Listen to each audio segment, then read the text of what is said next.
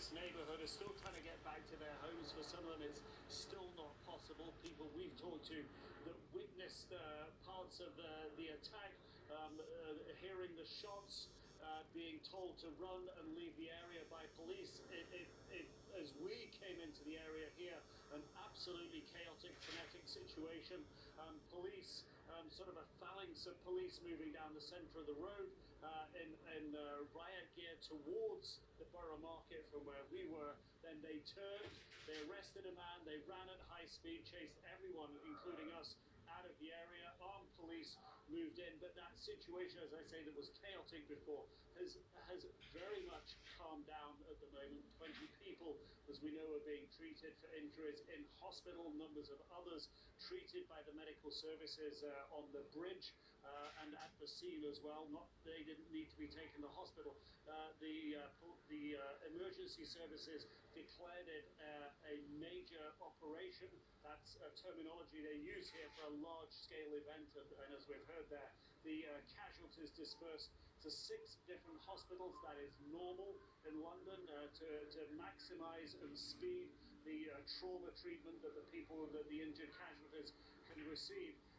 It is very likely going to be a significant amount of time before the police can begin to at least open up the centre of the Corden area. But for the British Prime Minister Theresa May at a COBRA meeting, her security meeting, where she'll have her intelligence chief, defence chiefs, police chiefs, transport minister is often a person who attends that meeting as well. She will perhaps be breathing something of a sigh of relief to know that all the attackers were dead. This will certainly allow the police now to begin the very important calculations of who was behind them, who are they connected to, is there a potential follow-on threat immediately from this. This will be part of her consideration as she figures out whether it's necessary to raise the terror threat level. At the moment, the security level at the moment, of course, severe, meaning an attack highly probable. To take it up to critical, as we saw just last week, would mean that a threat was potentially imminent.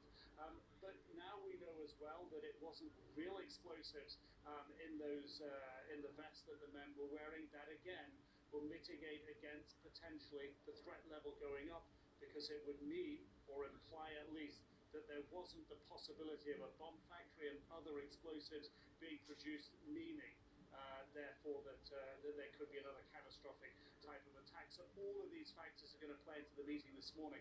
But of course, this, as we've all been saying through these hours, this really is only the very beginning of the investigation. But by now, the police should have the identities, know the identities, and at least some of the background of the men who they shot dead tonight committing this heinous attack. That is a crucial piece of information, Nick Robertson. Stand by. We're going to talk about that in just a moment. I do want to bring you one new bit of news we just got in there. Now, 30 people being treated in local hospitals in London. That's in addition to 6 people killed between the bridge and the restaurant. We don't know how the breakdown is there, but 30 people right now being treated inside hospitals. I want to bring in Juliet Kayam, CNN national security analyst. Again, we just got a great deal of information from Scotland Yard. 6 innocent people dead. 3 assailants dead. They drove the van across London Bridge, straight to Borough Market, started stabbing people. A number of people were stabbed there, but after the stabbings, within 8 minutes, the British police were on the scene there, London police on the scene, shooting the assailants dead. And as Nick